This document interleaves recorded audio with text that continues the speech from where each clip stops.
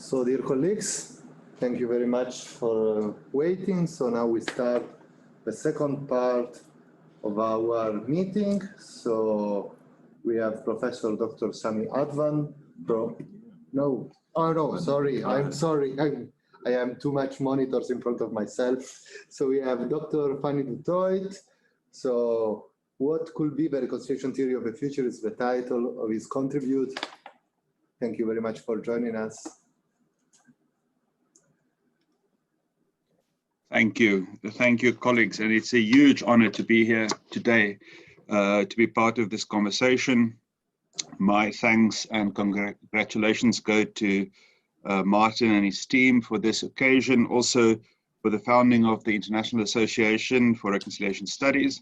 And I think it's a much needed initiative, and a ray of sunshine that we can all do with in these dark times. I'm going to reflect briefly. I will not be outlining a reconciliation theory for the future. You will be relieved to know, even in 7 minutes, that would not be possible or desirable. In fact, what I will do is I will make 2 introductory remarks simply, and then raise 3 questions, which I think any future theorizing of the concept of reconciliation ought to answer. So 2 comments, 2 general comments, and 3 questions. And I will be reading from my transcript just for the sake of precision and brevity, because we don't have much time. So please forgive me for the rather mundane way of giving you this presentation. So my first comment is that we should not forget that we are at the very beginning of dedicated reconciliation studies. We're a very young discipline. Whereas human rights studies are 60 or 70 years old already, it was only in the 1990s that peace studies moved from rather isolated academic pockets to mainstream study and practice, specifically during the tenure of Boutros Boutros-Ghali as UN Secretary General and the publication of his now groundbreaking paper in Agenda for Peace, Preventive Diplomacy, Peacemaking and Peacekeeping in '92. And then shortly thereafter, a South African political transition happened, and global icons such as Nelson Mandela and Desmond Tutu provided a live example of the power that rests in the concept of reconciliation. Since then, the concept has increasingly enjoyed prominence internationally, even if at times South Africans themselves went through phases of reconciliation fatigue, and then only for the concept to revive again at specific points, such as when Mandela actually passed away. So finding himself in 1904 at a very similar point in the life of his own discipline of sociology, namely at the beginning of this process, Max Weber reflected as follows. He said, "We shall have to consider the expression of social problems from a philosophical viewpoint to a much greater extent, as in the form of research, called theory in a more narrow sense, the formation of clear concepts. Although we are far from thinking that it is valid to squash the riches of historical life into formula, we are still overwhelmingly convinced that only clear, unambiguous concepts can smooth the way for any research that wishes to discover the specific importance of social and cultural phenomena." Weber, Dirk Kessler wrote, wanted to correct those historians who thought in 1904 that the multiplicity and perpetual modification of history did not permit the application of precise concepts.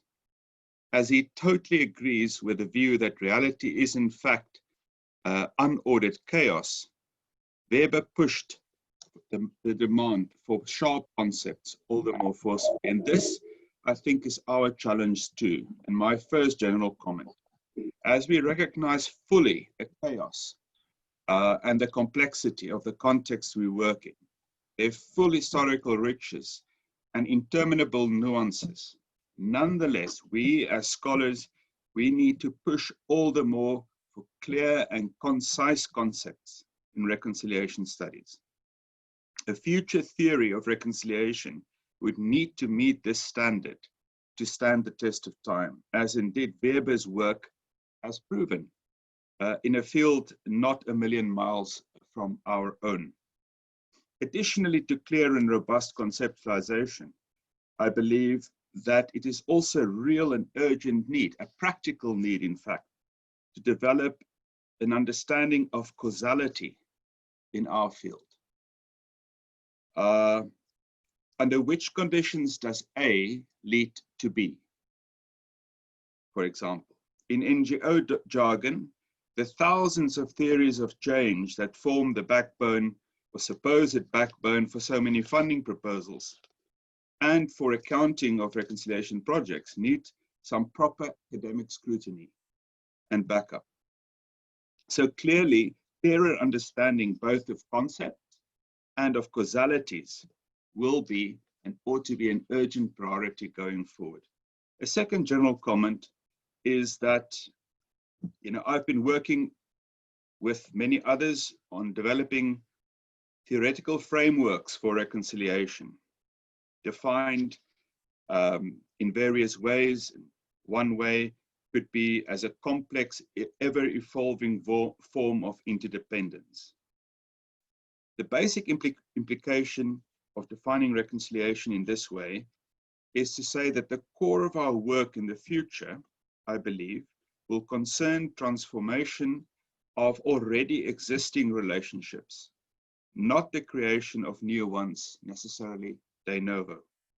It means, amongst other things, that reconciliation will be much more concerned with turning hostile and estranged relations into peaceable and productive ones than with getting to know one another from scratch. I believe future reconciliation processes will be confronted less with enemies who are ignorant of one another and more with cynics who say, we've already tried reconciliation and it failed. It's not possible to reconcile with those people. And it's to those that a reconciliation theory of the future need to provide answers. International law already recognizes that as human beings, we are all already in relationship with one another through the concept of a crime against humanity. And as the world continues to shrink through social media and other means, as natural resources begin to dwindle, as superpowers begin to realize their global interests are inextricably interlinked, we will do very well to consider the ancient African concept of Ubuntu, that your humanity is already, before reconciliation arrives on the scene, is already inextricably linked to mine. We are already interdependent, or perhaps if things had gone wrong, codependent, or perhaps even hostile. But essentially we are and always have been in the same boat. So a future theory of reconciliation would have to account for a profoundly relational understanding of reality, that we are not seeking to establish relationships, but we are seeking to transform them. As such, we will need to study very carefully, for example, the relationship of reconciliation with classic and more modern forms of liberalism, which is of course the gold standard in the West for transformed society, but which in some ways is at odds with a relational understanding of society. And now to my three more specific questions. I have to add, of course, more questions could be added here. I've only picked three. And although they may appear, these three questions, to suggest a chronology, that is not the intention. They are in fact concerned with three parallel processes guiding political transition from war and oppression to something more inclusive and fair. And the three questions concern what I call inception. The second one is transition, and the third one is inclusion.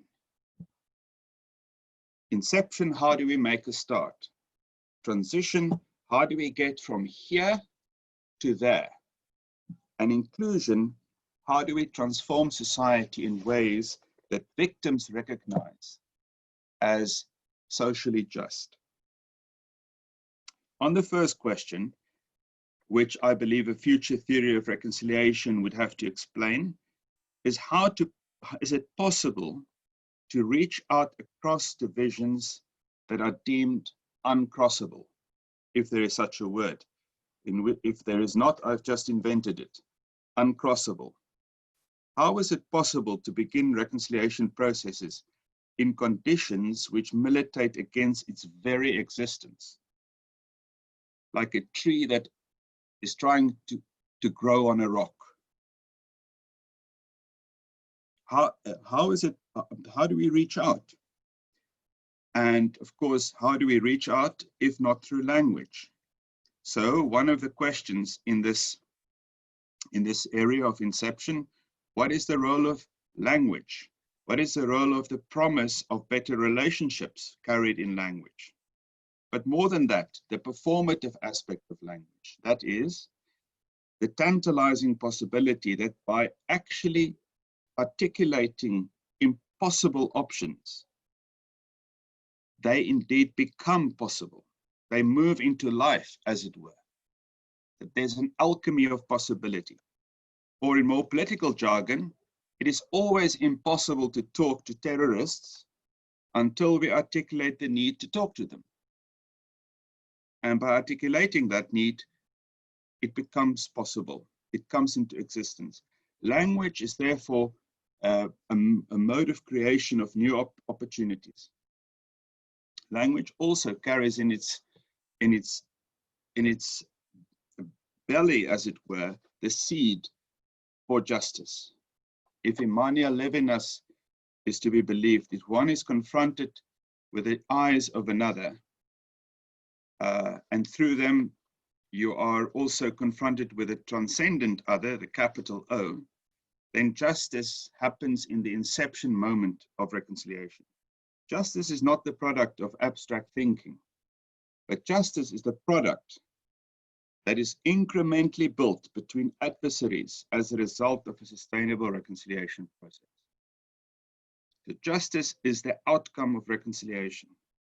Reconciliation is therefore the pipeline for the production of justice. One could see it like that.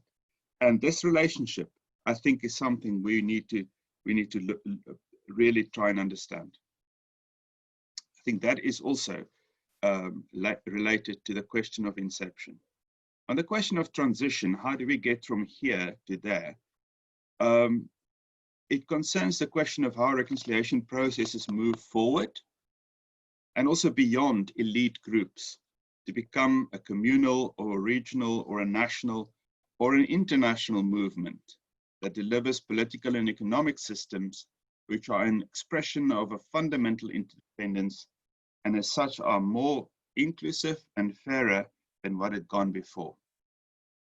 This area of study would concern processes, platforms, and mechanisms designed to broaden and widen involvement both vertically and horizontally, and to create spaces where sustained productive compromises can be reached. It is concerned also with the delicate question of the balance between pragmatism and compromise on the one hand, and values and ethics on the other.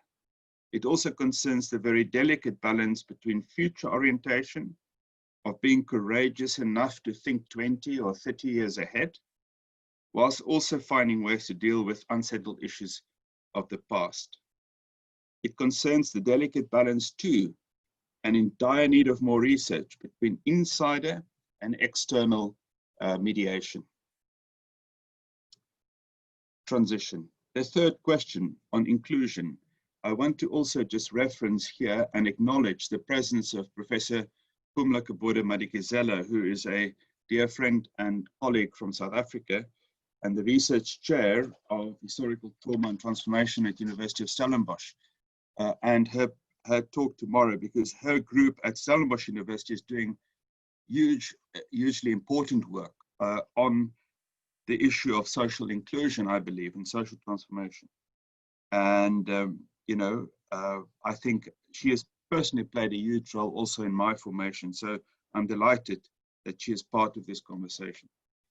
Now, this area, the third area of inclusion, concerns the elusive quest for social justice in forms and modalities that are recognized as such by those victimized most seriously during previous regimes. So it's the victims that's got to give us a thumbs up. It concerns the vexed questions of identity, dignity, respect, of historical injustice, redress, and reparation, of creating, in addition to human and political rights, also access to basic services as well as educational and vocational opportunities for all in society. It concerns public history and memorialization of the past in ways that do not glorify violence, but provide sage warnings about the price society pays for violence, and also honoring the memories of those who were disappeared, whether physically or politically, from the previous system. Such a theory should have something to say about the Me Too and Black Lives Matter movements, and I may add the Rhodes Must Fall movement and many others which are bound to follow. It will need to offer guidance to those privileged through injustice about ways of accounting for the past that involve moving beyond denial into acknowledgement in ways that are not paralyzing, but empowering, novel and creative, and for those who were victims to embrace opportunities on offer, not only to match those who are regarded as historically privileged, but in fact to transform society in new and innovative ways.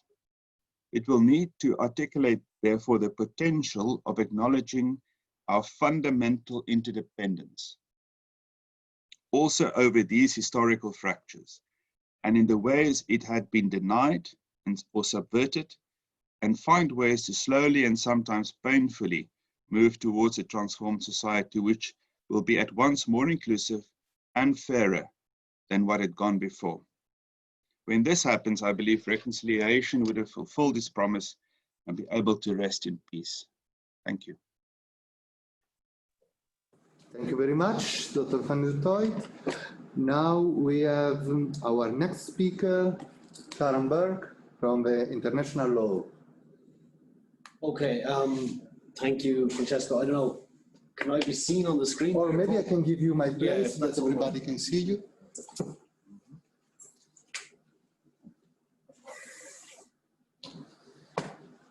Okay, well, hello everybody, and thank you, Martin, for the invitation today. This is really a great honor. I distributed a text already, and I don't know if anybody had a chance to have a quick look at it, but basically what I wanted to do was to draw some tentative connections between the established discipline that is international law and the emerging discipline that is reconciliation studies.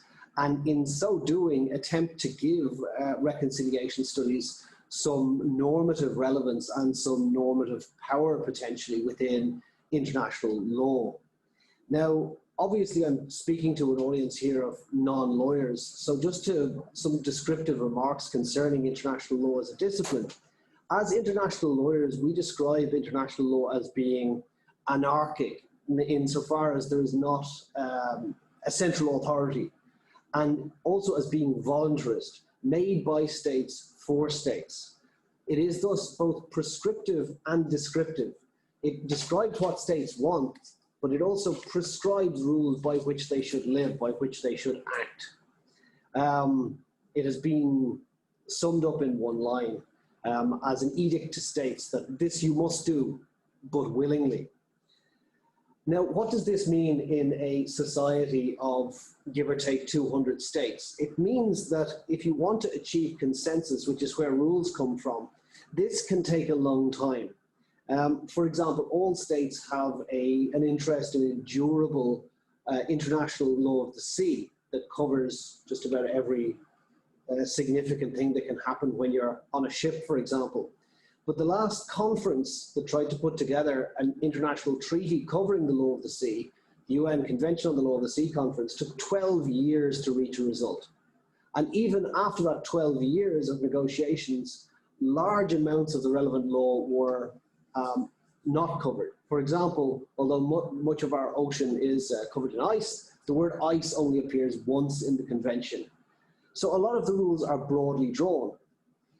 What does this mean? Well, it means that there are holes left in the corpus of international law. How do we fill holes in law when there are holes between our rules? We fill them via principles. So we fill them via broad general principles when there are gaps in the law. So for example, if you have a company and it's not clear what your company is supposed to do, you may have an obligation of due diligence. In international law, we have something similar, which is called the principle of good faith. And ultimately, it boils down to the idea that you must conduct yourself honestly and you must make an honest attempt to fulfill any obligations that are incumbent upon you. This is attached to another general principle called equity, which broadly represents the principle of fairness. So for example, if you go to a shop, it may not be clear in your contract with the merchant when you give over your money and you get the item that you've demanded from the merchant. Some of the terms in that contract will not have been concluded between you and the merchant. You won't have agreed everything. But if you bring your packet of whatever it is home and you find the goods to be substandard or maybe broken or expired, then even though you haven't agreed necessarily that the goods were to be fit for purpose, there is an implied term based upon this notion of equity, based upon this notion of fairness, that the goods that are sold to you should be fit for purpose. So how does this notion of good faith, how does this notion of equity, how does it inform the interaction between international law and reconciliation studies? Well, in order to answer that question, we have to have a look at two of the cardinal provisions of the United Nations Charter. The United Nations Charter essentially is a novel but very important treaty in international law that endeavors to regulate warfare like never before. Effectively, it makes war all but illegal. Article 2.4 of the United Nations Charter effectively bans war. It prohibits the unilateral use of force by states. Previously, war had been what von Clausewitz called politics by other means. Now, unilateral resort to force is banned. In its stead, we have Article 2.3, which provides for an obligation for states to settle their disputes peacefully. However, this is stated in 2 lines of the UN Charter in very bare terms and rather unspecifically. So there is an obligation for states, rather than resorting to war, to settle their disputes in a peaceful manner.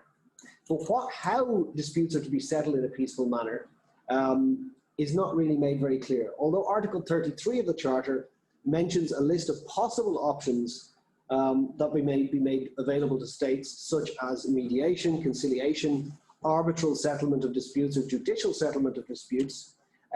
This choice, if you like, is open-ended. It also mentions any other means that the states in question may choose. So it's effectively an open-ended list. And my argument is this: states have an obligation to settle their disputes peacefully, and they have an obligation to do so in good faith.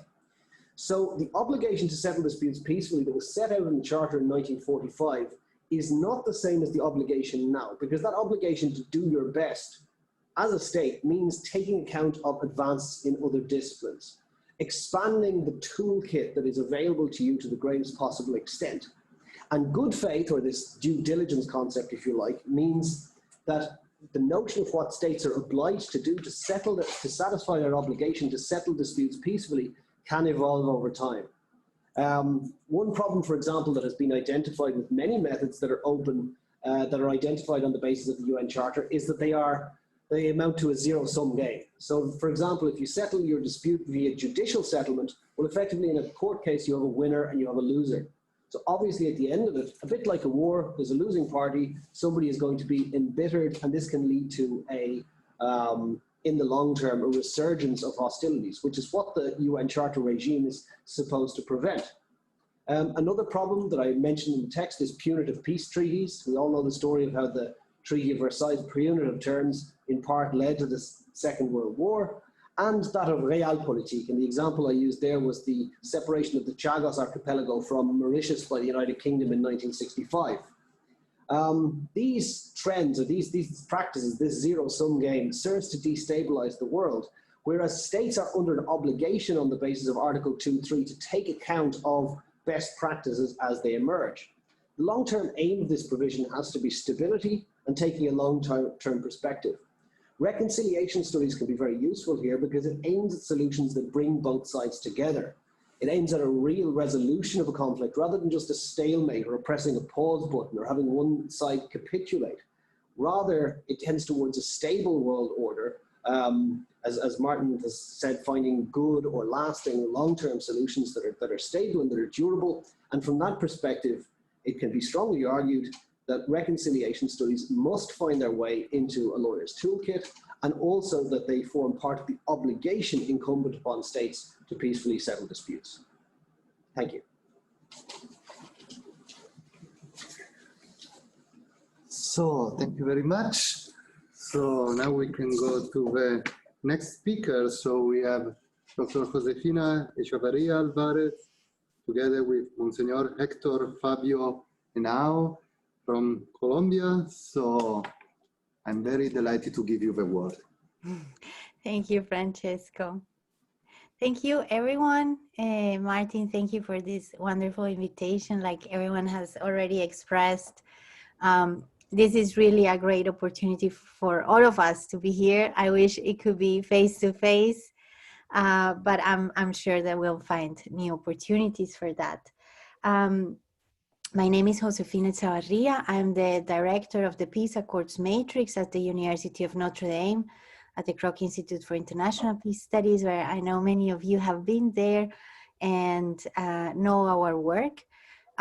Currently, I am in Austria, so I'm a little bit also off time here.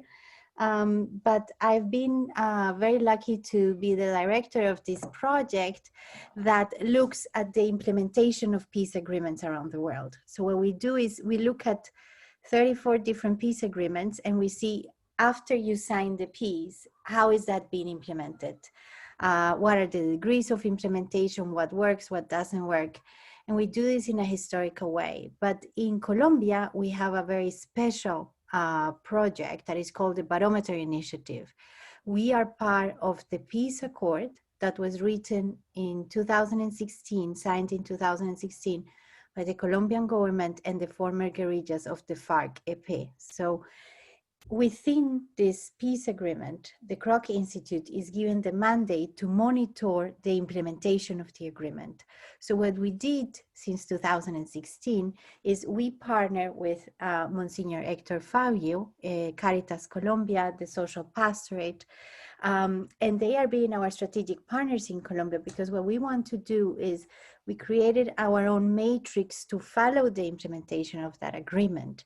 And we found 578 commitments or stipulations, things that you can actually say, this is what we said we were going to do. And then we have 15 years to put that into practice.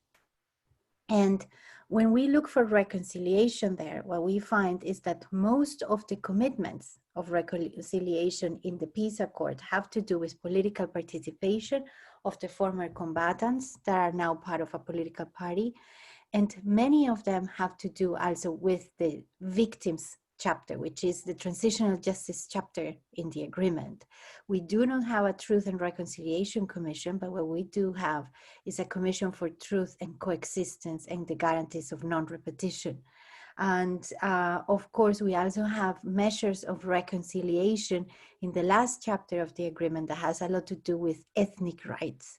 So in a way, what we see is that this peace accord, which is a text that is signed between two warring parties to end the open confrontation of conflict, speaks of reconciliation, but we're very much aware, also following Jean-Paul Leirac, that was already mentioned before. Jean-Paul was the first director of the Peace Accords Matrix at Kroc. What we're following is his idea saying a peace accord is a platform. It is a structure, if you want, where people come together under certain conditions to rebuild their relationships, to create, if you want. So we protect the peace agreement because we believe that the peace agreement is a wonderful platform for that constructive change.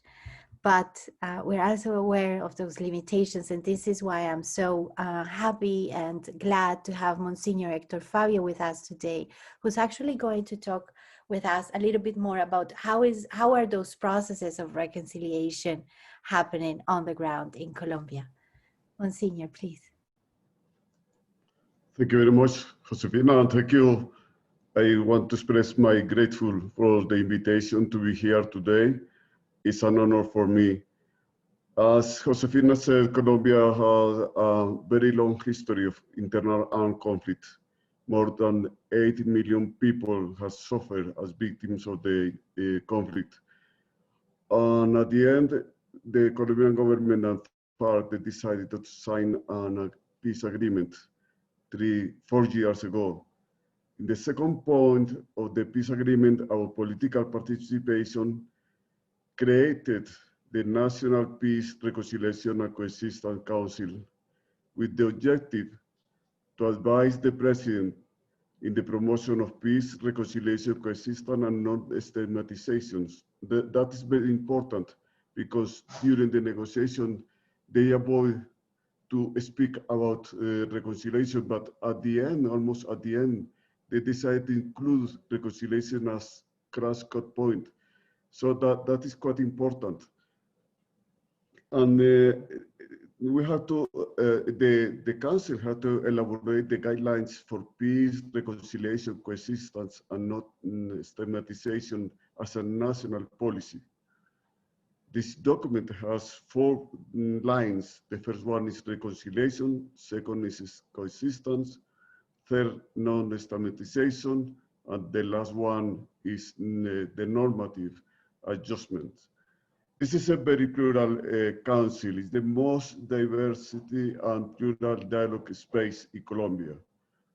It represents more than 36 sectors of the national civil society and various instances of the Colombian state.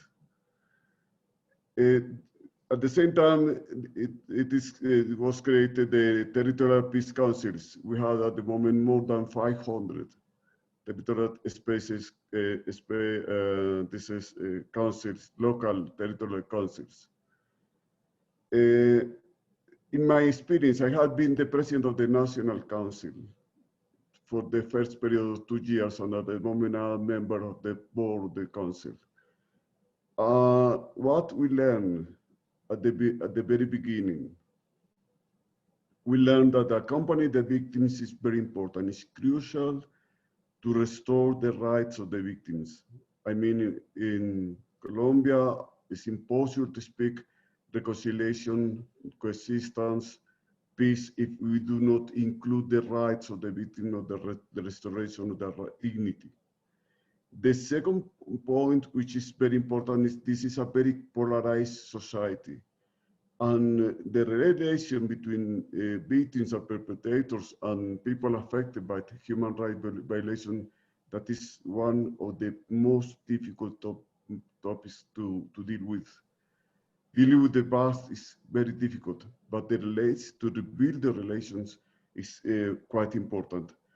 Finally, the socio-political relations is very important. We have a national development programs for the territories where the war, the internal war conflict make a lot of impact, and we have to include reconciliation in those points. That is some of the lessons we learned during this first time, this first phase of the process, and we will continue to think and to reflect more on that for the future. Thank you very much. So thank you very much to you both for your very important contribution. And now we go to the last talk of the day with Professor Nam from South Korea. And after his contribute, we will have still some time for a discussion. Okay, thank you for having me. Can you hear me? Yes, very good. Okay. I'm very happy to be invited as a speaker of this great conference, and I especially appreciate Professor Asano for inviting me. And I'm very sorry not to have prepared the PowerPoint slides. And as a specialist of Korea-Japan relations, I would like to present briefly among the correlation about the correlation among the democracy, pacifism, and history reconciliation, referring to the case of Korea-Japan relations. What I'm trying to argue is that democracy and pacifism in the countries concerned are very important, and that the role of civil societies in introducing and institutionalizing those ideas in each country is important in overcoming conflicts over the past history issues among nations. This can be confirmed empirically through historical reconciliation between Korea and Japan. The history issue between Korea and Japan came to the forefront of bilateral relations in the wake of Korea's democratization. And the solidarity of civil society between Korea and Japan to solve history problems was also created in the wake of Korea's democratization. In 1978, Korea was democratized, followed by the July 7 Declaration in 1988, which began the first round of peace process on the Korean Peninsula. In the process, Japan's post-war pacifism and Korea's democracy were resonant and united. A common ground has begun to be established to look at the history of colonial rule together. This issue of past history, which had been overshadowed by the developmental dictatorship, has surfaced based on democracy grown in Korea. The comfort women issue was the classic example. In the year of 1991, Korean civil society started to raise this issue strongly. In response, Japanese civil society and then Japanese government, which internalized the pacifism through the post-war history, responded and accepted the issue. The 1993 Kono Statement and 1995 Murayama Statement were the achievement of democracy and pacifism that grew in both countries. Based on which, in 1998, Korea-Japan joint declaration between Korean President Kim Dae-jung and Japanese Prime Minister Obuchi Keizo was made.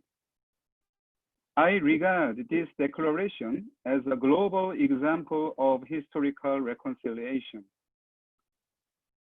The declaration contained a phrase referring that Japanese Prime Minister apologizes to Korean people and reflects on its colonial rule. Then Japanese Prime Minister Obuchi praised Korean people who accomplished democratization in Korea. And then Korean President Kim Dae-jung highly appreciated Japan's post-war pacifism. So the sincere reflection on colonial rule had come from the foundation of democracy and pacifism.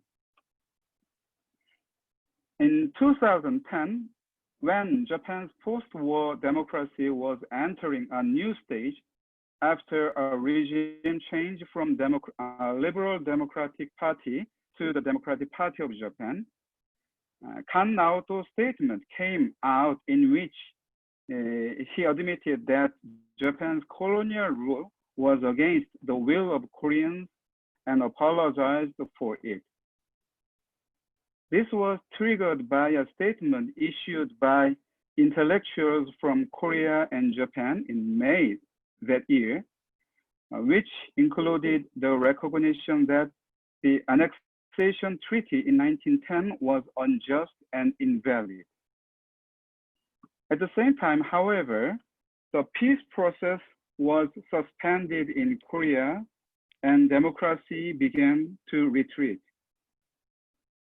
Against this backdrop, in the mid-2010s, a historical revisionist camp in Japan opened History Wars.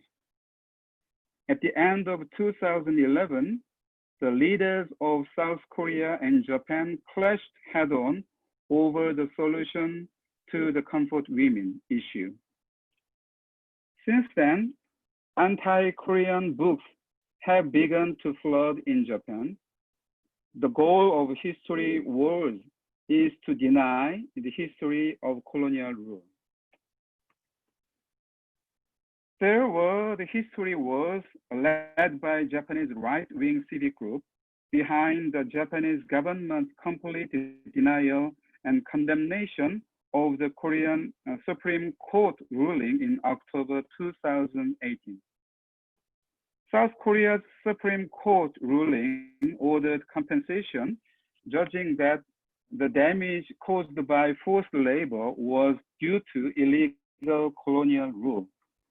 The historical perception of the ruling is almost the same as that of the aforementioned Kan-Naoto statement.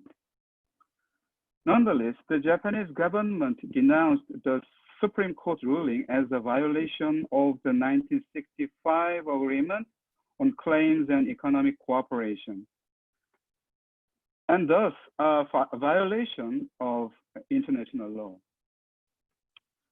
This is a retreat even from the historical recognition of 1965, when the treaty sealed the judgment on the validity of annexation treaty between Korea and Japan.